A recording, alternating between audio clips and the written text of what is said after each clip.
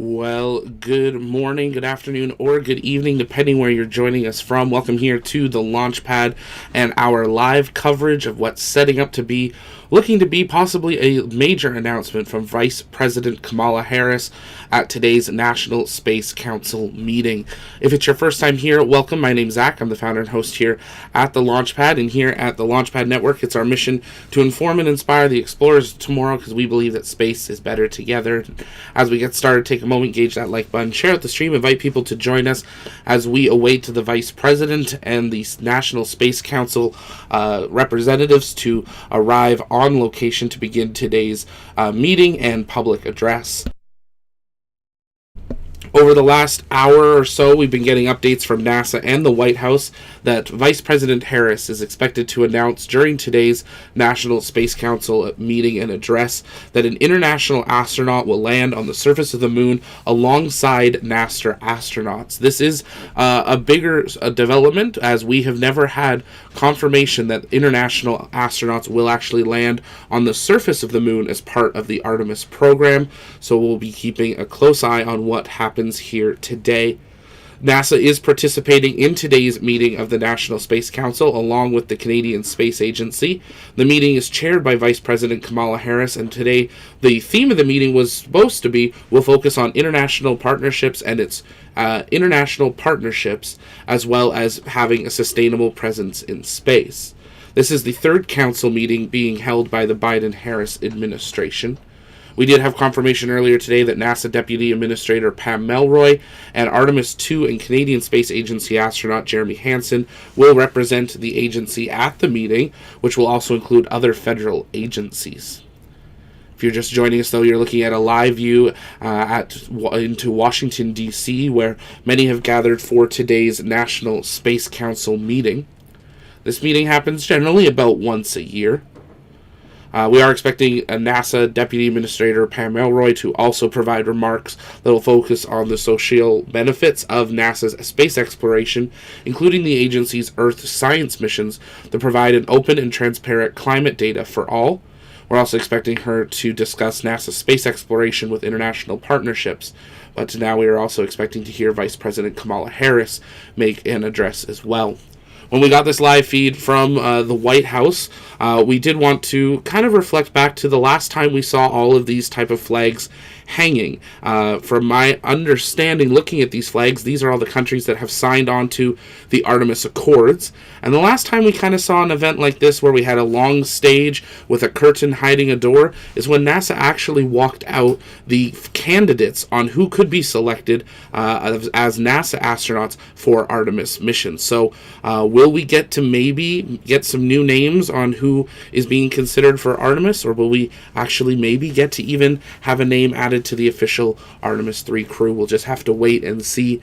The meeting is expected to begin at the top of the hour, so once that happens, I'll be quiet and we will listen in to the live sights and sounds from the National Council meeting. I think a big point to the fact that NASA has pushed this out onto all their platforms just within the last hour also signifies that there's probably something a little more exciting happening today than just an actual normal National Space Council meeting, especially if they're focusing on international partnerships and have the Canadian Space Agency there. If you guys have comments or questions, you can send those in the chat by tagging us at the Launchpad, and we'll work on answering those live. We're expecting the third National Space Council meeting to begin in about a minute's time here, and once it does, we will, of course, listen in to the sights and sounds of the meeting.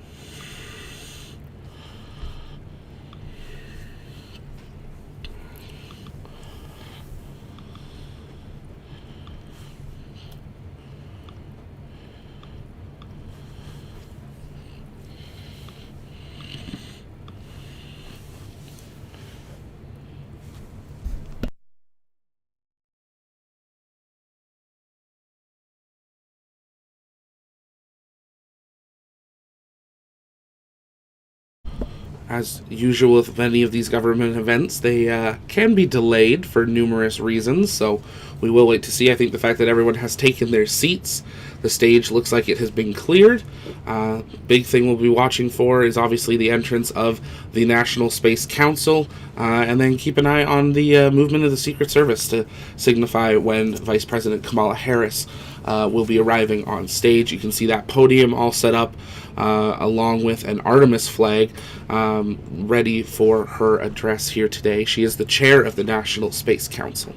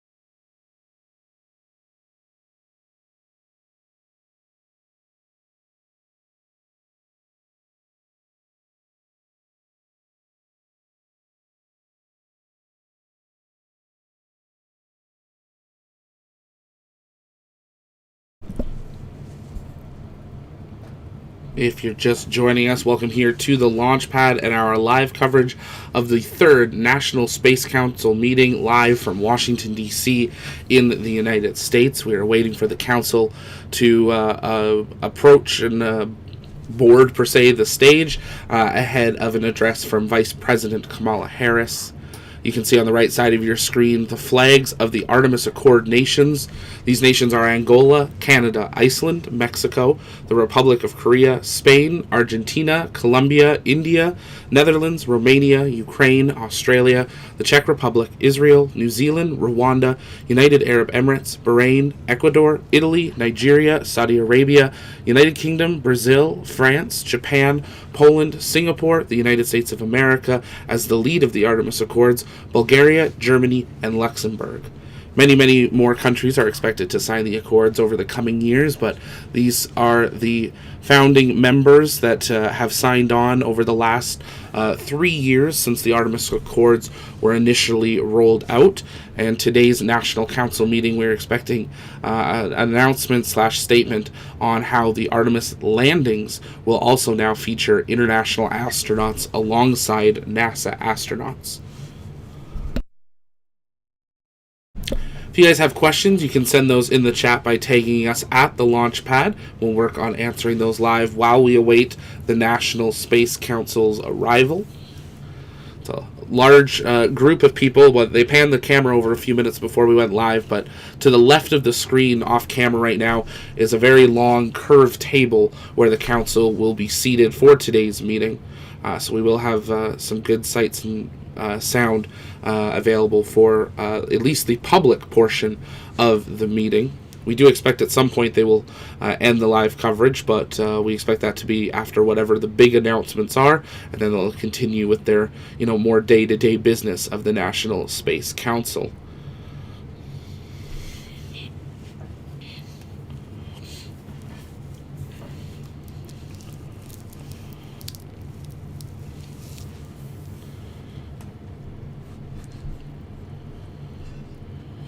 If you haven't yet, take a moment, engage that like button, share out the stream. You may be joining us on YouTube. You might also be watching us over on Twitch, X, or Facebook. Keeping an eye on the right side of the screen.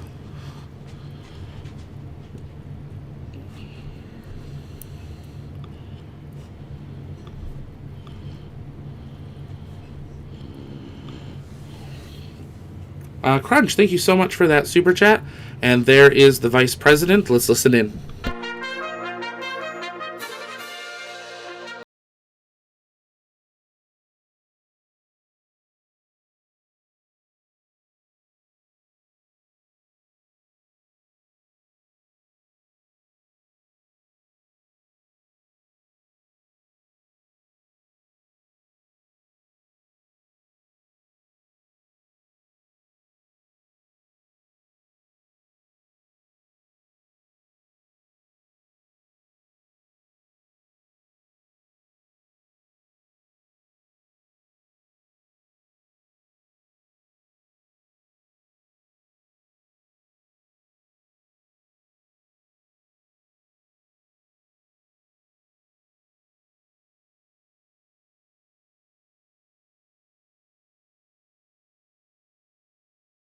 Space Agency astronaut and Artemis II crew member, Jeremy Hansen.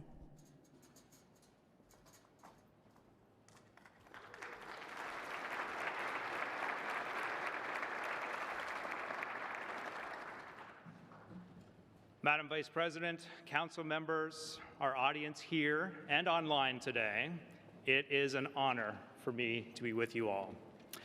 I am Canadian Space Agency astronaut Colonel Jeremy Hansen, and I have the privilege to represent Canada as one of 4 astronauts who will fly on Artemis II. My 3 NASA crewmates, Christina Cook, Victor Glover, and Reed Wiseman, and I will fly on Artemis II around the moon. It'll be the first time humans do this in over 50 years. We'll be aiming to test all the systems in the Orion spacecraft. Our mission will help lay the foundation for long-term exploration and scientific discovery at the moon through the Artemis program. On behalf of Canada, the Canadian Space Agency, and the entire Artemis II crew, I want to extend a heartfelt thank you to the President and the Vice President, who I met last week along with my crew and our families, for their support of NASA's goals and missions. I also want to thank the Vice President specifically for her strong leadership as chair of the National Space Council. 3 years ago, she set forth a vision for this council that would advance innovation and promote the opportunity of space for all of humanity, and do so by bringing together civil, national security, commercial, and international space equities in a cohesive fashion.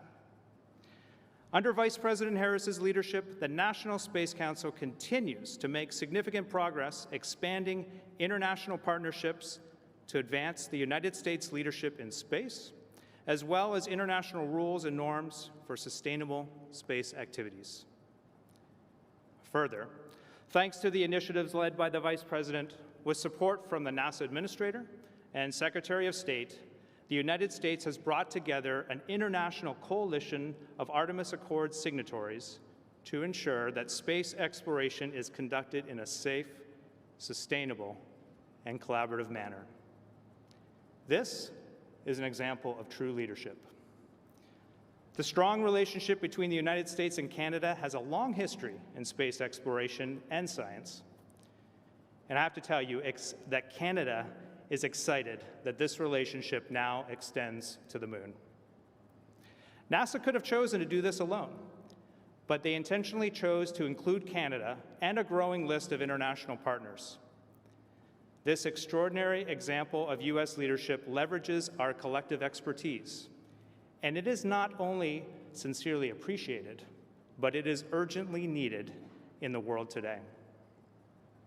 Artemis is supported by tens of thousands of people across the globe, including a growing commercial space industry that is boosting innovation, technological ingenuity, economic opportunity, and both international government and industry partnerships.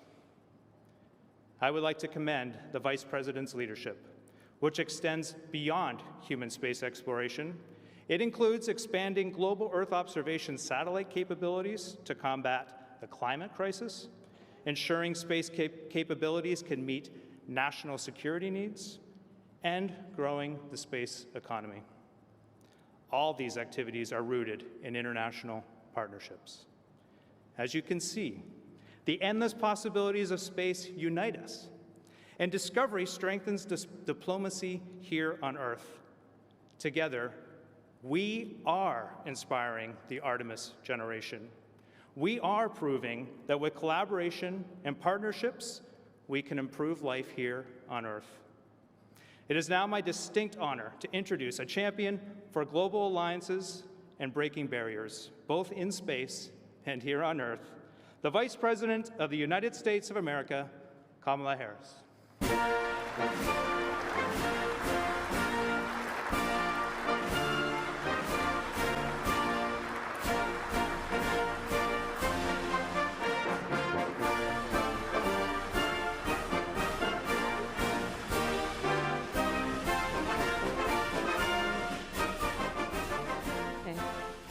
Good afternoon, everyone. Good afternoon. And I want to thank Colonel Hansen for the introduction and also for his work. Colonel, it was a pleasure to visit with you and the other Artemis II astronauts along with your families last week in my office in the White House. And through your courage, Colonel, and all of the astronauts, and your determination and incredible skill, you and all the Artemis astronauts are helping to lead our nation and the world back to the moon. And today, on the 4th anniversary of the establishment of the United States Space Force, I will recognize the Guardians who are with us. I'd like you to stand, please, so we can applaud you. Oh, there we are.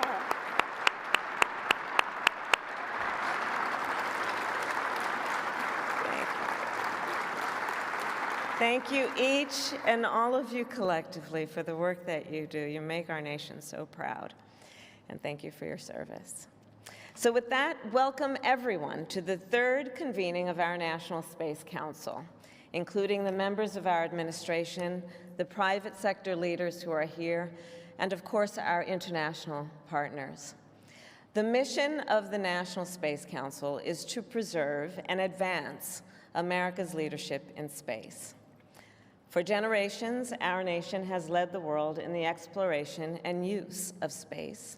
And in the coming years, one of the primary ways we will continue to extend that leadership is by strengthening our international partnerships, combining our resources, scientific capacity, and technical skill with that of our allies and partners around the world, all in furtherance of our collective vision. Here today are representatives from 33 nations, long-standing and new partners, all committed to work together in pursuit of shared priorities. And today, then, I will discuss 3 of those priorities for space: tackling the climate crisis, establishing new international rules and norms, and advancing human space exploration. On the issue of the climate crisis, earlier this month, I was with many of you where I represented the United States at COP28. There I declared, nations must work together with more ambition and urgency to protect our world from climate disaster and to advance climate action. Here, I will add that to that end, we must also work together in space. Today, citizens, scientists, and policymakers around the world rely on images and data collected in space to help fight against the climate crisis, to track deforestation, to predict the path of hurricanes and wildfires, to measure greenhouse gas emissions, and to help reduce pollution. As part of this work, earlier this year, I received a briefing at NASA Goddard on the innovative partnership we have with South Korea and the European Union to use satellites to track global air quality. However, in that briefing, I noticed a gap during the presentation. The Southern Hemisphere, it wasn't covered. The result, of course, being that policymakers and public health officials across South America and the continent of Africa may not have access then to important data, to issue, for example, air quality warnings, to draft clean air laws, to hold polluters accountable. So to fix this problem, we worked with our partners at the Italian Space Agency, and next year, we will launch a satellite to collect air pollution data across the Southern Hemisphere, data that invariably will help hundreds of millions of people. Global collaboration to take on global challenges. My second area of focus today is the need to establish and strengthen international rules and norms for the peaceful and responsible use of space. Common understandings of what is permissible and what is not. President Biden and I are deeply committed to preserve and strengthen the long-standing rules and norms that promote global stability, principles of sovereignty, territorial integrity, and freedom of navigation. We are also committed to establish new standards to meet the challenges of the 21st century, in particular in areas such as AI, cybersecurity, and of course, space, to promote stability, sustainability, prosperity, and peace. Last year, I issued a global challenge for all nations to join our commitment not to conduct destructive, direct ascent, anti-satellite missile testing. Since then, 36 other nations have joined us, and I continue to urge more nations to do the same. Together with our international partners, the United States has also led the development of the Artemis Accords to establish clear norms for civil space exploration. Since the last meeting of our Council, 12 more nations have signed on, bringing the total number to 33, all of whom are represented here today. Finally, last year I announced that the United States would develop the first regulatory framework for novel commercial space activities. And today, then, we release that framework, which consists of both executive action and legislation that we recently sent to the United States Congress. This, I believe, is one of the most significant steps we have taken to shape the future of the commercial space industry. President Biden and I are committed to establishing rules for commercial space activities that are strong enough to promote the safe and predictable use of space, but flexible enough to ensure that we do not stifle innovation.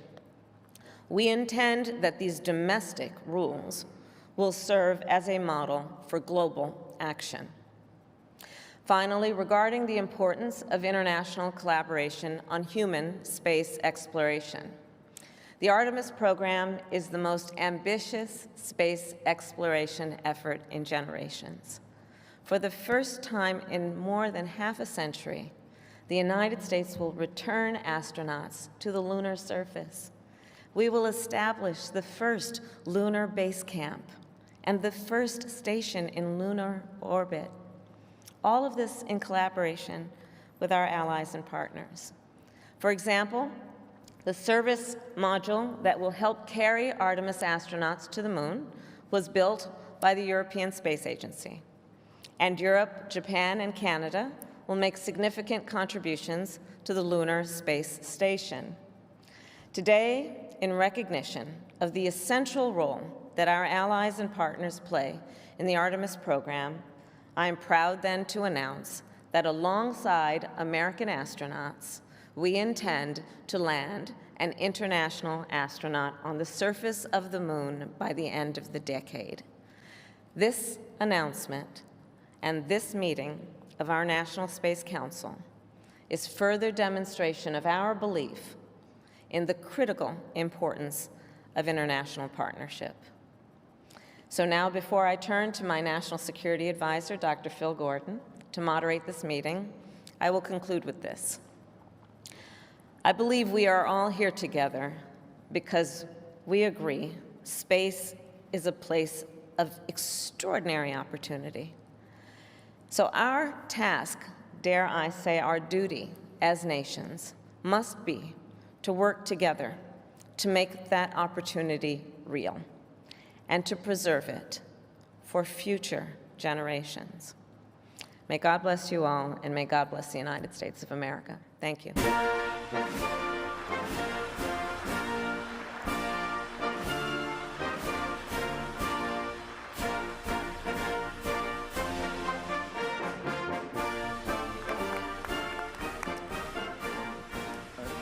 Thank you very much, Madam Vice President, and thanks sincerely to everybody here for joining us today. As the Vice President said, we will now pivot to the actual proceedings of the Council. I'm going to propose that we break the discussion up onto three main topics. The first is the role of international partnerships in space as a source of American leadership and strength. Second, the societal benefits that space provides to us here on Earth, including in areas such as fighting the climate crisis and creating good jobs. And then finally, but hardly least, the issue of our efforts to lead the world, as the Vice President just announced, in a return to the moon. Starting with international partnerships, obviously that has been a cornerstone of this administration's foreign policy in general.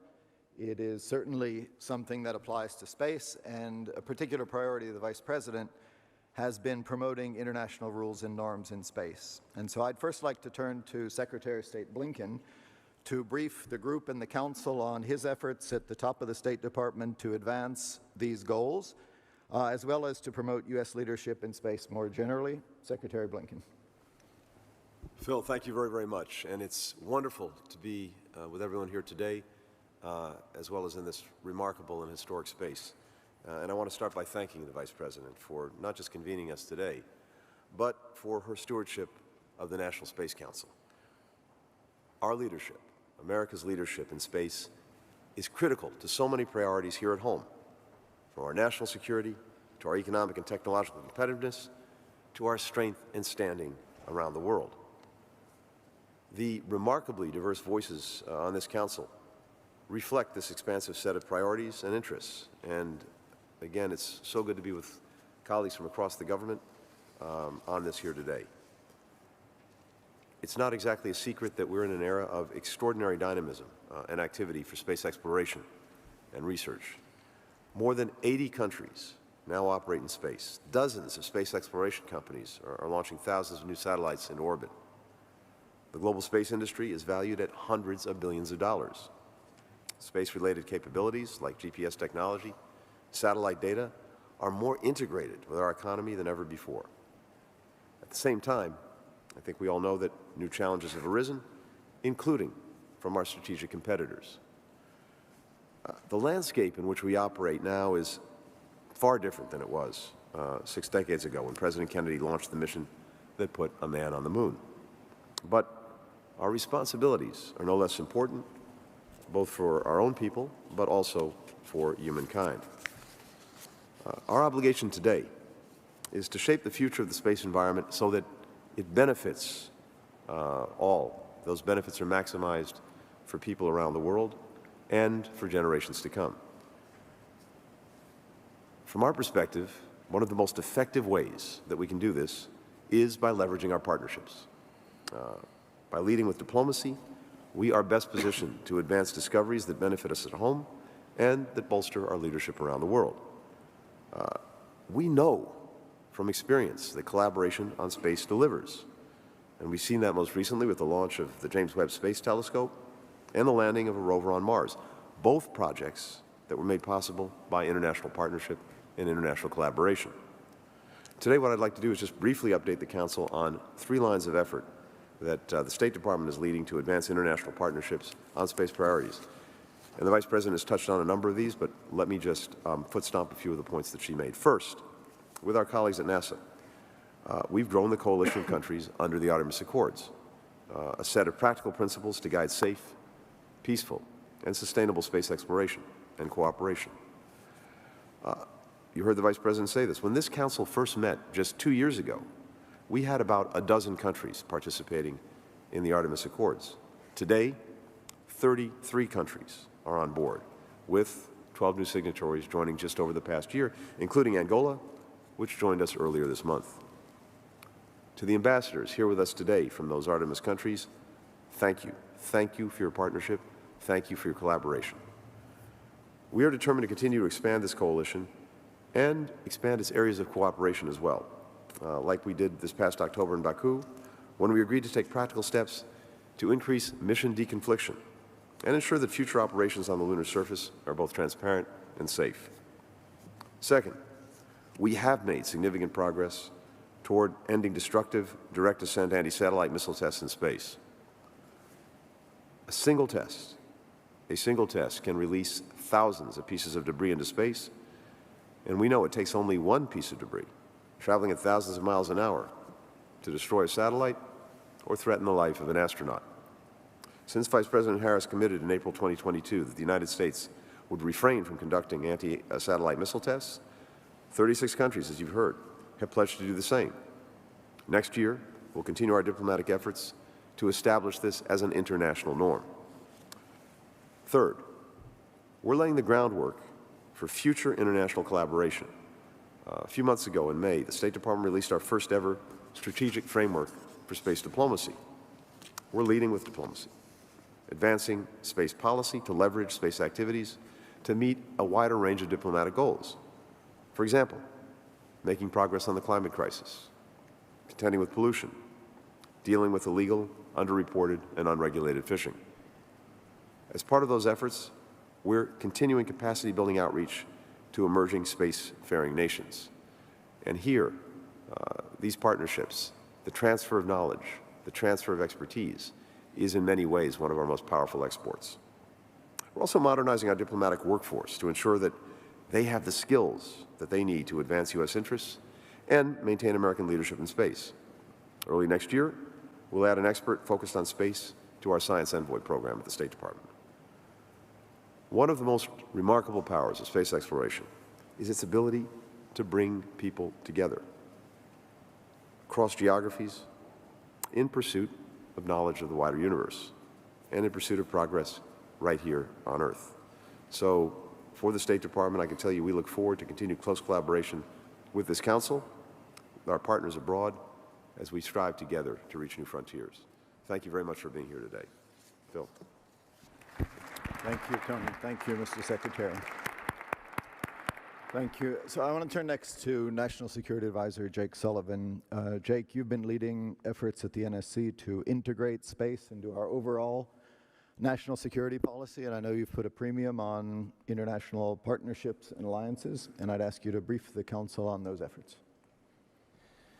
Thank you, Phil. And building on both the Vice President and Secretary Blinken, and to your question, we see national security, economic security, climate security, food security as all interrelated, and all of them interrelated with space security. And so at the National Security Council, working very closely with the Space Council, we have tried very hard to ensure that across all of our lines of effort, the ways in which our approach to space policy is integrated with the key priorities in each of these areas.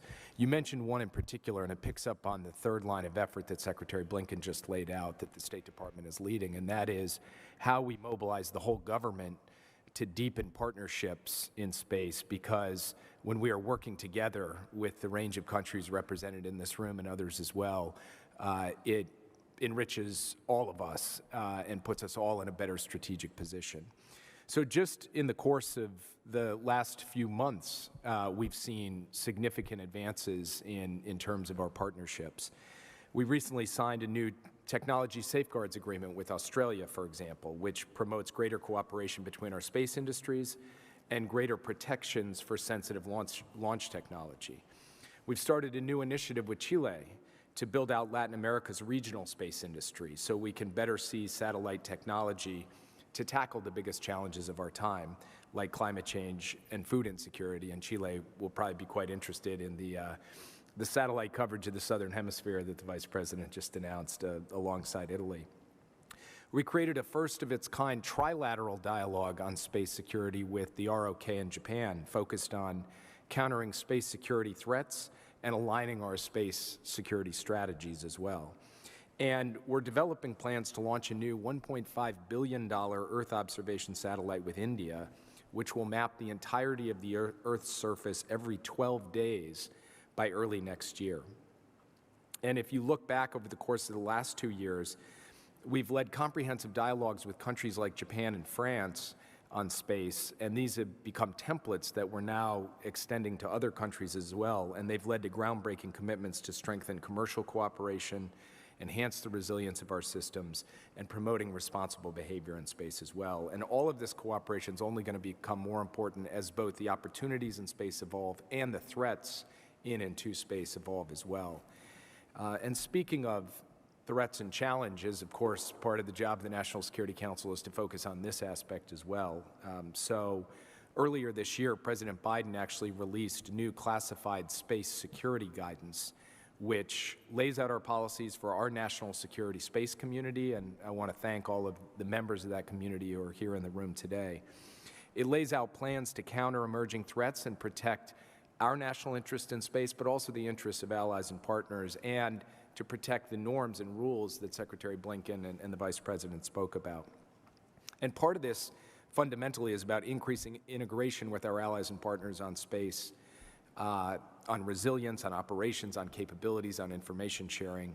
So we now at the NSC are driving the implementation of this alongside all of the public-facing elements of our integrated space strategy that you will hear over the course of the rest of the meeting today. And finally, I just point out that we are continuing to ensure that our regulations, like export controls, are protecting against weapons proliferation without interfering with, and in fact, while promoting space innovation. So together with our partners, our goal remains fundamental, and that is to ensure that space is sustainable, safe, stable, and secure. And that is what we intend to do in partnership with all of you. And that goes for all of our partners, both around the world and all of our partners across the interagency reflected on this dais here today. So thank you, Phil. Great. Thank you, Jake. I want to turn next to the Director of National Intelligence, Avril Haines. And Avril, I know how much the two previous speakers rely on the work that you do, and I know how much the work that you do relies on space and how important it is not just to U.S. national security, but to our allies and partners as well. So I would ask if you could brief the group and the Council on how you see the current threat environment, including the issue of cyber threats to all of these capabilities. Absolutely. No, thanks very much, Phil. And I really want to say up front just how much the intelligence community appreciates the leadership that the Space Council has had in this area under, obviously, the Vice President's tutelage, and just to promote security, safety, resilience in the space domain so as to allow for the kind of exploration and use of space that we all recognize is critical to our future. And of course, in the IC, as you say, we try to do our part by helping the folks around this room, but also more generally the American public understand the threat landscape, and unfortunately, it is becoming increasingly challenging in space.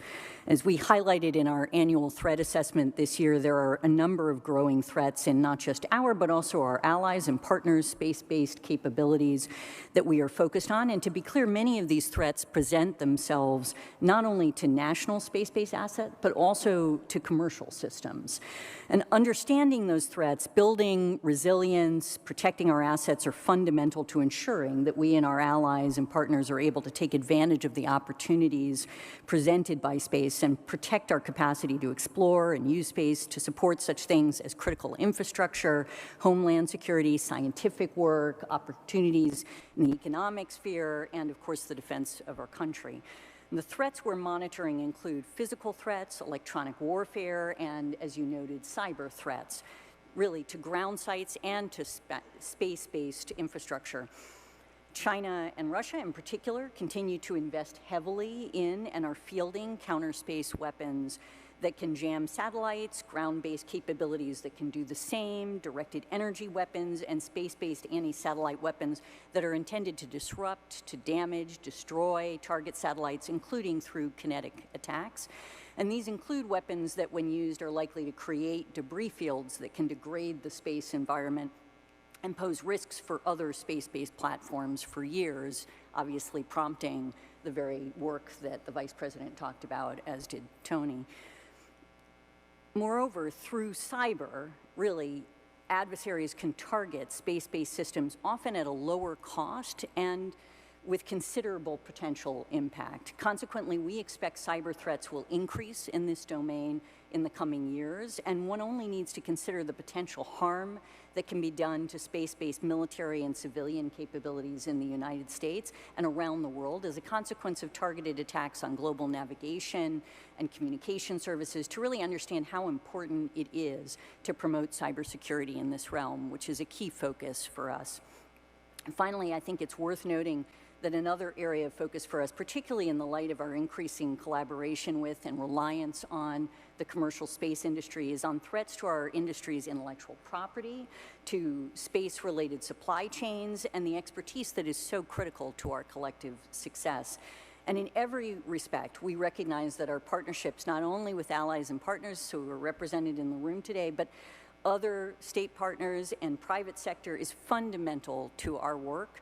These partnerships, which we've been expanding and strengthening across the IC for the last several years, are essential for understanding space, designing the international norms, and promote peace that have been discussed, promoting collective action, and accessing the expertise and knowledge needed to produce a more secure and safe environment in which to innovate and realize the potential opportunities offered by space for the benefit of all. And I'll just leave it at that. Perfect. Thank you, Avril. That's great. I want to turn now to our colleagues from the Department of Defense, and we have Deputy Secretary of Defense Kathleen Hicks and the Vice Chairman of the Joint Chief of Staff, Admiral Chris Grady. And I think just as we've said that space and international partnership is important to the domains we've discussed in diplomacy, national security, intelligence, I think our colleagues will confirm that it's equally true at the Department of Defense, and especially as we see our allies and partners increasingly develop their own military space capacity, we feel it's important to expand our cooperation with them. So let me turn it over to our DoD colleagues, starting with Deputy Secretary Hicks. Great, thank you very much, Phil, and I'm here on behalf of Secretary Austin, who's on his way back from the Middle East. So as you suggested, just as space touches every aspect of our lives, it touches every aspect of the Defense Department, communications, navigation, reconnaissance, and beyond.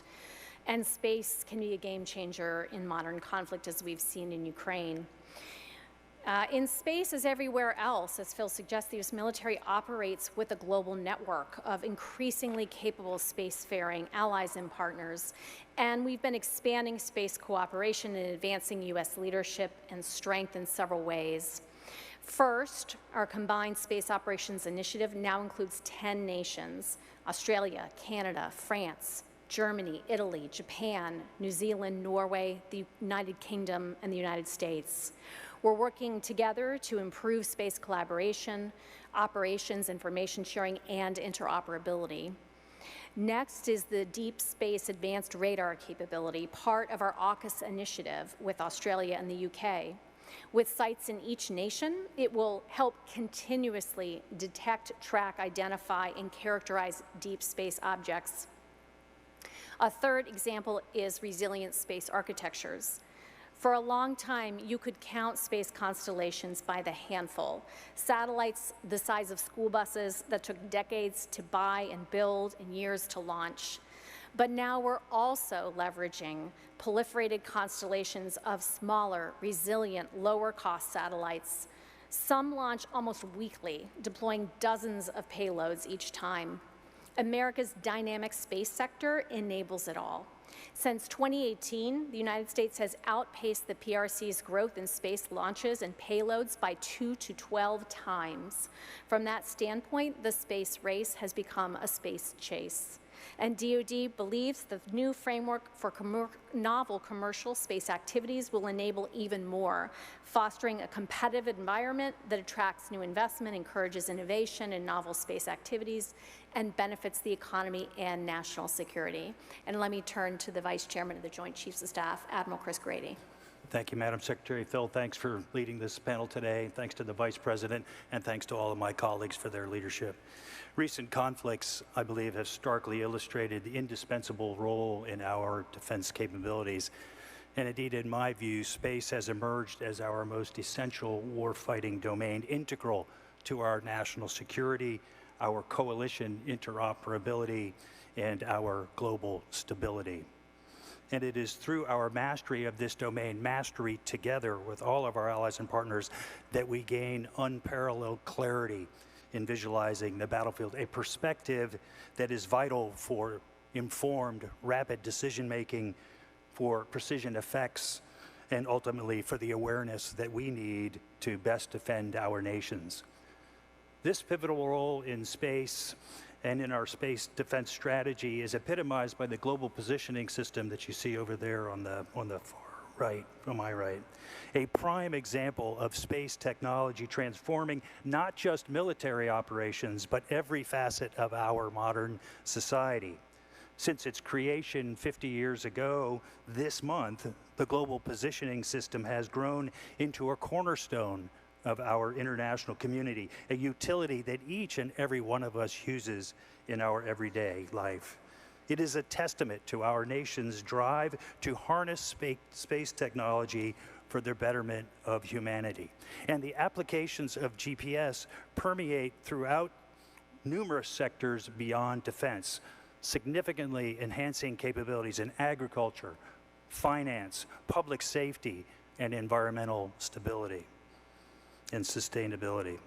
As a leader in innovation, a partner in collaboration, and a guardian of technology for the common good, the Department of Defense and the Joint Force are committed to responsible policymaking and the protection of critical space infrastructure.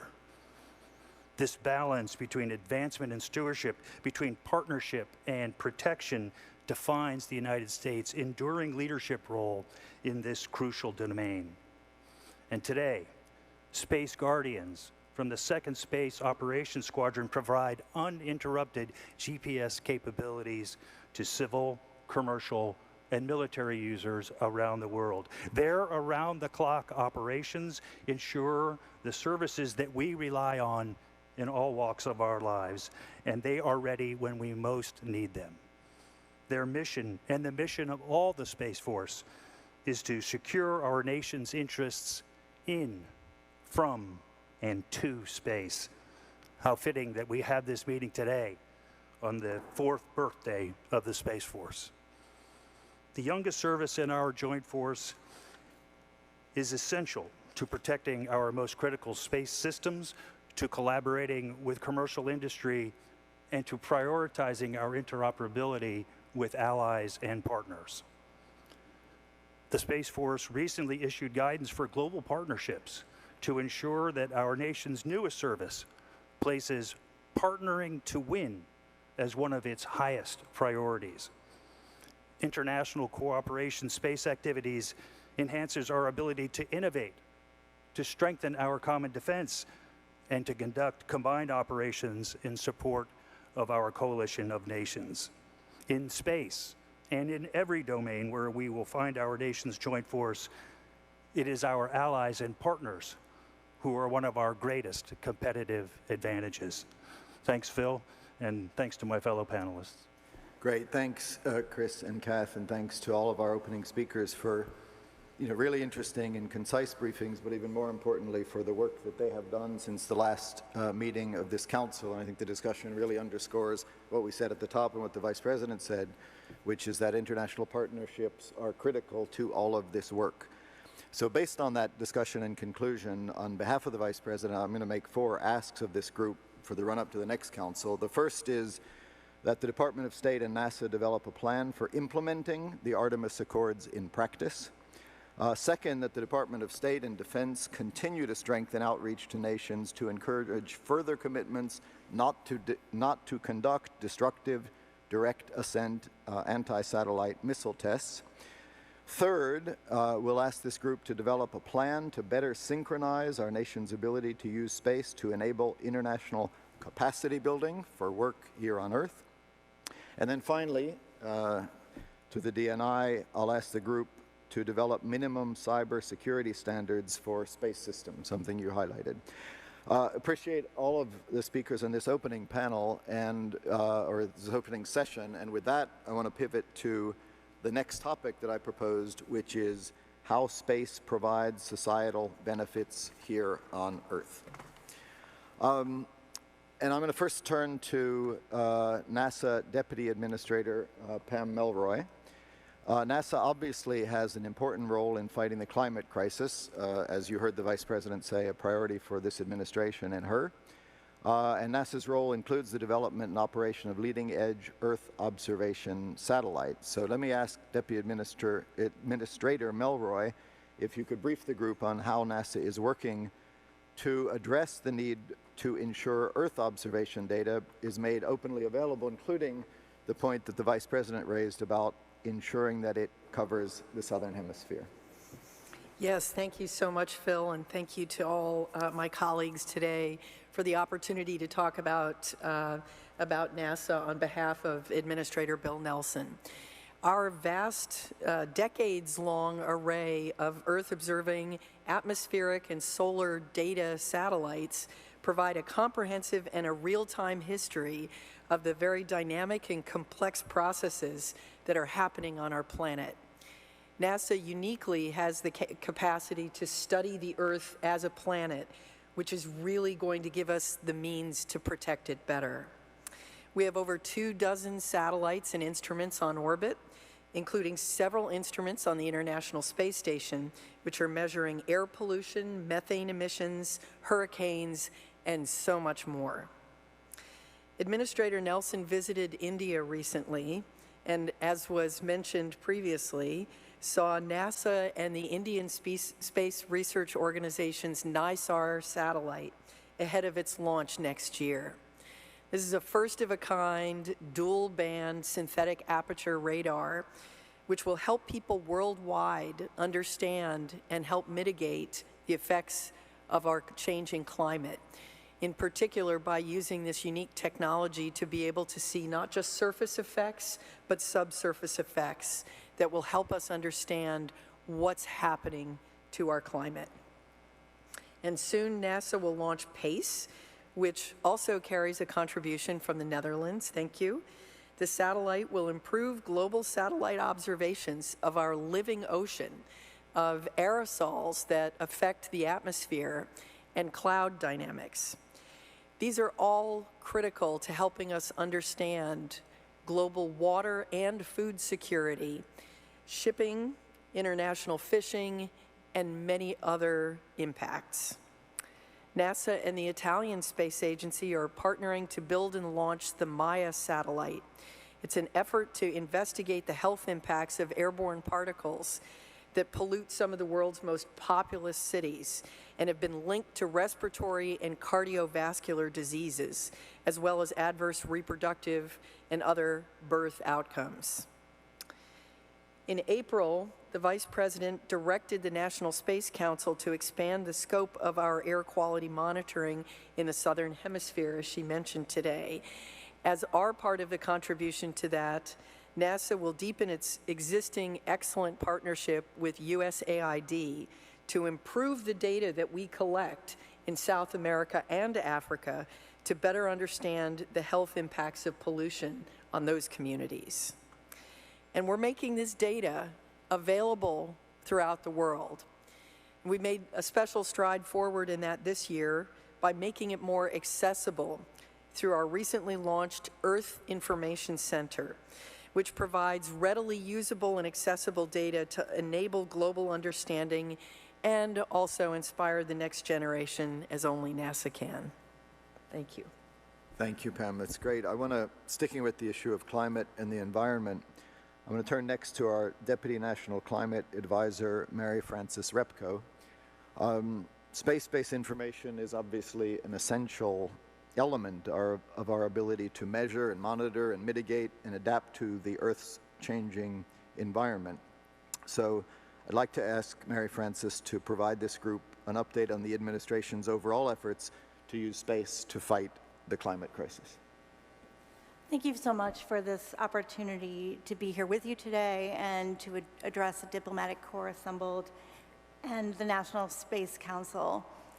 I think popularly, it might seem to some peculiar that the Deputy National Climate Advisor would be here to discuss matters of space, until, as the Vice President mentioned, you look deeply at the important intersection of our space policy and of our climate policy.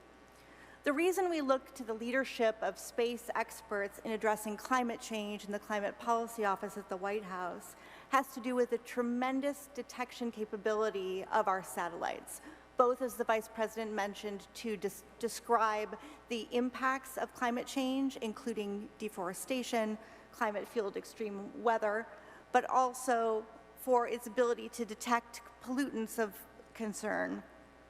One such pollutant of particular focus for us in the Climate Office is methane, because it is a climate superpollutant that is many more times potent than carbon dioxide and is responsible for about a third of the warming from greenhouse gas emissions occurring today. In November of 2021, President Biden unveiled the U.S. Methane Emissions Reduction Action Plan, which is a whole-of-government effort to dramatically reduce U.S. methane emissions while protecting workers and communities, creating good jobs, and promoting U.S. innovation.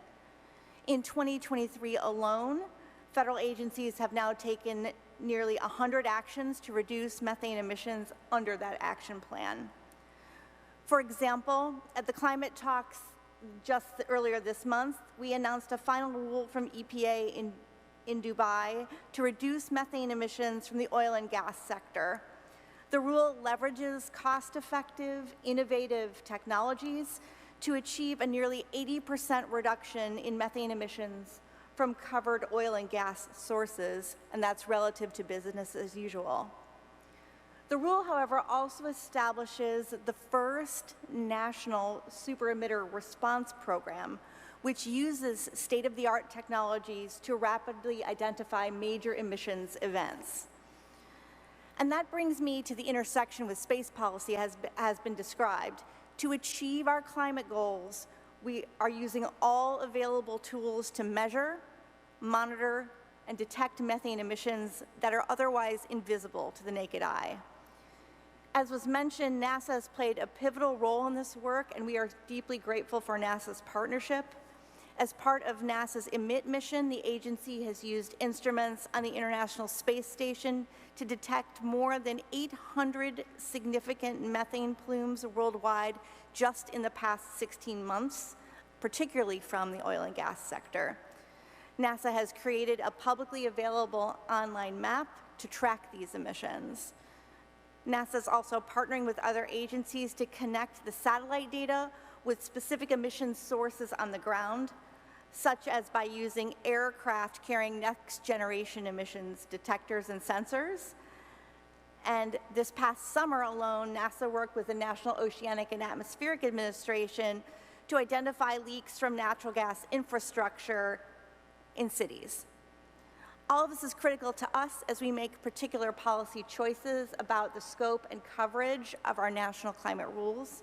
We're now working also to get these kinds of data into the hands of the companies and the workers who can actually go out and fix the leaks and halt these emissions.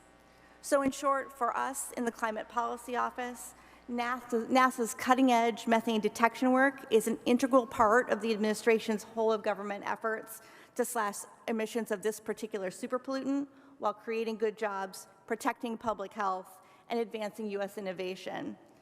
So space policy, it turns out, really is good climate policy. Great. Thanks, Mary Frances. I want to turn next to Deputy Secretary of Commerce, Don Graves. And Don, sort of two questions for you. One, just ask you to provide an update on Commerce's work, especially when it comes to space and the climate crisis, but also in particularly for you, how you're working to ensure that our space industry's efforts abroad are able to contribute to well-paying jobs in this country. Thanks so much, Phil, and I want to also thank the Vice President for her leadership in understanding the need to move with haste, and also to Chirag Parikh and the entire National Space Council that has been driving this council to make significant progress in a very short period of time. Secretary Raimondo and I know that the space economy brings myriad benefits to all Americans, and we're using the full weight of the 13 bureaus of the Department of Commerce, a whole-of-commerce approach, to help ensure that the U.S. space industry is able to compete globally and to achieve our national goals.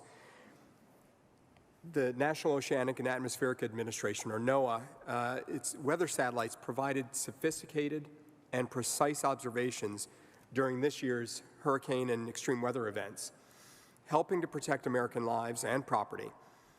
That mission is only going to increase in importance, as we all know, as the climate continues to change. We know that NOAA will need to expand its engagement its partnership with and its efforts, along with our partners and allies all around the world, to deal with those challenges. And through NOAA, and thanks to our interagency partners' efforts, we're providing satellite-derived data to support the first global assessments of progress toward the Paris Agreement goals, furthering the space enterprise's role in international climate cooperation. And with our next generation GeoXO satellites, we'll also provide even more advanced data to assist with this critical issue. The Department's vital role in monitoring the environment extends to our orbits as well. Implementing Space Policy Directive 3, we've made a great deal of progress building out a modern, user-focused, and let me stress that, user-focused civil space situational awareness system. The Traffic Coordination System for Space, or TRACS, is going to keep pace with the ever-evolving, very dynamic, and much more crowded space domain that we've all been talking about. We recognize that our responsibility for SSA extends beyond our borders. This is a global issue demanding American leadership. The Office of Space Commerce at NOAA is spearheading the development of technical standards and best practices for SSA with the international community to help usher in a global ecosystem of SSA that promotes safety, that enables and expands civil and commercial use of space. All of this is made possible, only made possible, frankly, by a very vibrant U.S. commercial sector that can grow domestically and can compete internationally without being overburdened by undue regulation. The Office of Space Commerce has reduced our average commercial remote sensing license processing time, for example, to 14 days, down from 48 days in 2020. This year alone, we took actions to relieve 69 restrictions across 11 licenses, allowing American companies to compete and lead with the fullest of their capabilities. But the U.S. space industry is rapidly evolving and growing, as I said. As they innovate, so too must the government. To support expanded space cooperation and a level playing field for U.S. companies, the U.S. is reviewing its export controls, including updating its control lists and policies to be more effective in the way that we administer those. But even broader reforms are absolutely necessary. That's why we've worked closely with the Vice President, the National Space Council, with the interagency since the last of these meetings to develop a legislative proposal and the framework that the Vice President mentioned to reform the system. Combined, these reforms at Commerce, working with our partners at the Department of Transportation, NASA, and others, are going to be well positioned to develop that light touch, industry-friendly approach to ensure that the U.S. space industry is competitive and that we can lead well into the 21st century. Thanks so much, Phil. Thanks, Don, and thanks to all of you for your remarks, but again, more importantly, for everything you're doing to leverage space for humanity here on Earth. Based on this discussion, I'll just have one tasking for this group on behalf of the Vice President, which will be to review space-related export controls to better align them with our broader policy objectives and enable a globally competitive U.S. space industrial base. And with that, I'd like to pivot to the third topic that we put on the agenda for this discussion, which is the exciting topic of leading the return to the moon with an unrivaled network of allies and partners, with the Vice President and Colonel Hansen noted earlier, which for the first time in over half a century, humanity is returning to the moon. And we anticipate the first landing of American astronauts as part of the Artemis 3 mission. And as the Vice President mentioned earlier, we plan to land an International Artemis astronaut on the lunar surface. And I want to come back to Deputy Administrator Melroy. We can double tap NASA on this, given your central role in this activity. During the last meeting of the National Space Council, the Vice President asked NASA to develop an initial lunar surface architecture. And Pam, I would ask you to provide an update to the Council and the group on that work. Thank you, Phil. I think I'd like to start just by supporting that last action about reviewing export control and the work of the Department of Commerce in this area. We're building on experience. NASA believes in international partnerships, and I think the tremendous experience that we've had with our over a dozen nations partnering on the International Space Station. We've got long-standing partnerships with close friends and allies, Europe, Japan, and Canada, but we have new partners as well, including the United Arab Emirates, which recently completed a 6-month mission to the ISS, and India, which will send an astronaut to the International Space Station for the first time as a growing partnership in human spaceflight. So building on those experiences, we're all in on international partnerships. And we have developed an architecture, our Moon to Mars strategy, in consultation with industry and our international partners. And it critically depends on partnerships. So as the Vice President mentioned, we have existing partnerships already in our Artemis program. The European Space Agency provides the service module that powers the Orion crew capsule that will take Jeremy and his crew on Artemis 2 and the other Artemis missions. In addition to that, we're building Gateway, the world's first space station around the moon, with our Canadian, European, and Japanese partners to enable critical logistics and science essential for our exploration of the moon. NASA is also working with partners on concepts that involve surface elements for Artemis, Japan and a pressurized crew rover, Italy, crew habitation, the European Space Agency, cargo landers, and Canada on a lunar rover. These strategic efforts will advance science, boost our national posture and capabilities, advance responsible behavior, and support a growing space sector with excellent jobs. And as has been mentioned already, how we go is just as important as what we do when we get there. And we believe that the Artemis Accords provides a framework. It's a tremendous global leadership initiative in space policy. And I had the opportunity to talk to some of the representatives of the other Artemis Accords signatories today to thank them for their leadership.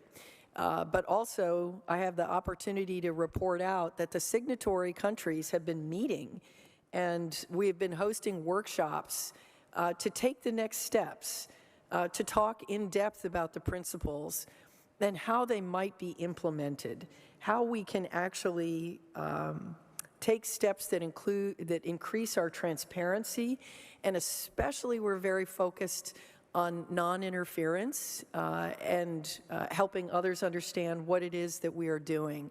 We made tremendous progress last year, and we're excited about our next meeting. And we believe that this will advance the peaceful uses of outer space every bit as much as the technology. Thank you. Excellent, thank you. I want to turn next to the Deputy Director of the Office of Science and Technology Policy, Stephen Welby. OSTP has a leading role in driving our scientific and technological developments in support of these lunar objectives we've been talking about, and I'd ask Deputy Director Welby to give us an update on that work. Thank you, Phil, and let me also thank the Vice President for her leadership and advocacy for space science and technology. Since last year's meeting, OSTP released a National Cislunar Science and Technology Strategy in an effort to set a bold vision for the future of cislunar exploration. This is an important step to help support responsible, peaceful, and sustainable exploration of cislunar space. As an example of the impact of this strategy, we're now seeing important work being led by NASA, NSF, with cooperation with OSTP, and with our partners and allies to help explore new astronomical capabilities that might one day reside in the moon's shielded zone, a unique area on the surface of the moon that doesn't receive radio frequency interference from the Earth. The opportunities this allows us to advance scientific understanding and knowledge is enormous. We're very excited to be working with international allies and commercial partners to advance our scientific understanding of the Earth, of the moon, of our solar system, and beyond. When people go on a trip, as our Artemis astronauts will take to the moon, one of the first things they ask is, what's the weather going to be when they get there? And space weather is a thing. The solar radiation and the flux of particles has important impacts on the lunar surface and on life here on Earth. For Artemis astronauts traveling to the moon, they'll be supported in the future by 2 mini space weather stations, one under development by NASA and one under development by our European Space Agency partners, to help provide early warnings of harmful radiation and also to help us enhance our ability to forecast space weather events. Space weather events are critical because over the next 2 years, as we reach the peak of the sunspot cycle, we expect an increase in space weather events as the sun expels plasma and exerts strong magnetic fields that can impact us here on Earth. These can impact electric power systems, water supplies, communication systems, transportation, and much more. To help aid in our preparations to handle these kind of events, OSTP is releasing a new space weather implementation plan today. The implementation plan will direct departments and agencies help prepare to respond to these events by bolstering our nation's resilience to space weather events. We're committed to improving national preparedness for space weather, and that commitment remains constant and is in fact more relevant and important than ever. Thanks. Thank you. Great. So for our final 2 sets of comments, I want to turn to the Department of Transportation and then back to Commerce. We have Deputy Secretary Polly Trottenberg from Transportation, and then we'll go back to Deputy Secretary Graves. Earlier today, you heard the Vice President announce the policy framework for regulating a range of novel space activities. And I'd like to ask our colleagues, starting with Deputy Secretary Trottenberg, how their agencies, their respective departments, are supporting U.S. industry's key role in developing the capabilities we need to enable our return to the moon. Polly. Thank you, Phil. Thank you for your leadership and that of the Vice President, Chirag Parikh, and all our colleagues. I'm thrilled to be here on behalf of Secretary Buttigieg. Just in this past year, the Federal Aviation Administration's Office of Commercial Space safely conducted a record 117 launch and reentry activities. 12 of these involved human spaceflight, and 8 were conducted internationally. Given this growth, we're thrilled to be able to discuss the recent National Space Council legislative proposal on in-space authorization and supervision of commercial novel space activities, as my colleague, Deputy Secretary Graves referenced. This proposal was thoughtfully developed by agency experts across the government in collaboration with the National Space Council. It will ensure the Department of Transportation, along with the Department of Commerce, will authorize and supervise commercial novel space activities expeditiously, all while maintaining global leadership and safety. And of course, NASA and Department of Defense have been key participants in this legislative initiative as primary customers of these commercial space services. This proposal supplements existing DOT authorities to ensure continued safe operations of space launches, Earth reentry, and human spaceflight.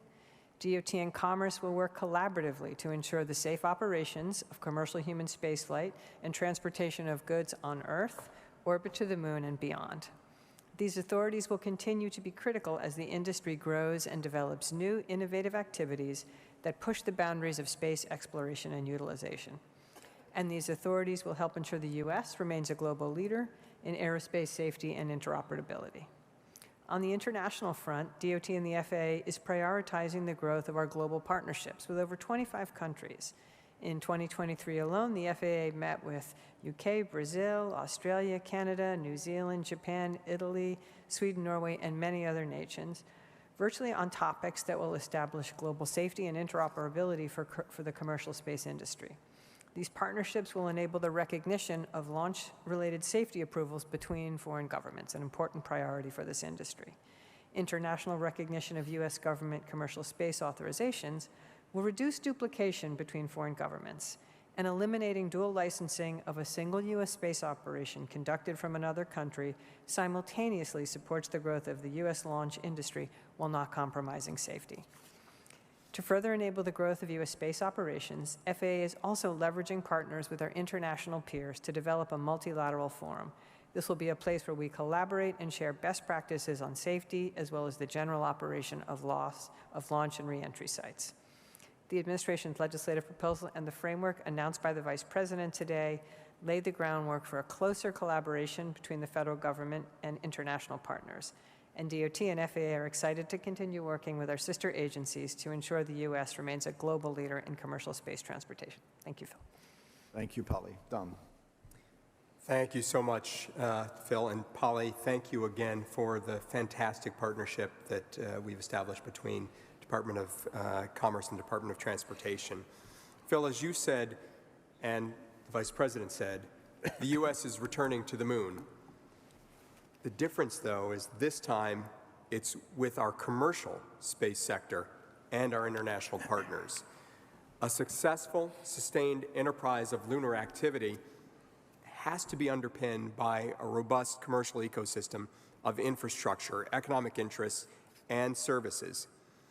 U.S. industry is involved in every aspect of our space program. Robotic landers operated by American companies will lead the way, transporting NASA and international payloads to the moon through the Commercial Lunar Payload Services Program. NASA astronauts will follow in American rockets with American equipment. Our department has been closely engaged with the National Cislunar Science and Technology Strategy, and our advocacy on behalf of industry's technological advancement drives towards its implementation. Our international work on our interagency work on a robust licensing framework for novel space activities will ensure that the commercial sector can maximize its role offering customers lunar and cislunar services. Of course, as Deputy Director Welby mentioned, cislunar space is a very challenging environment.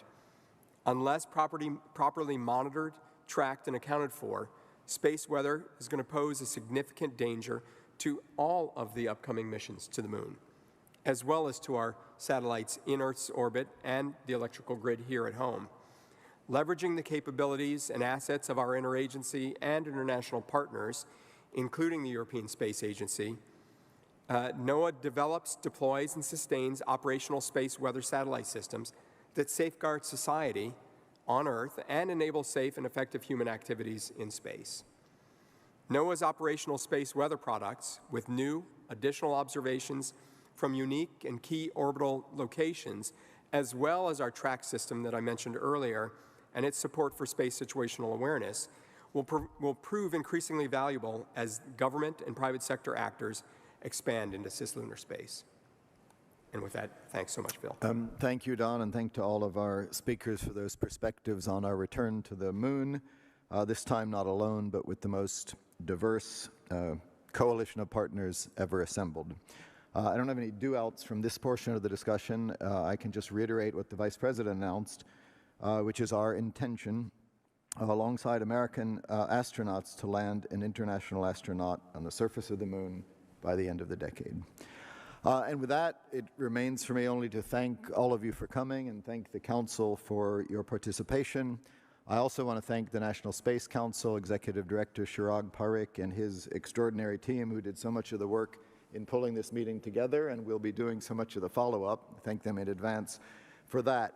The discussion really demonstrated the breadth and depth and diversity of our partnerships in the field of space. I think you heard from all of our colleagues how important it is to each of them in their respective areas. These partnerships are just vital for U.S. objectives in space, whether those are fighting the climate crisis or strengthening our national security or promoting international rules and norms or creating jobs or leading the future of space exploration as just discussed.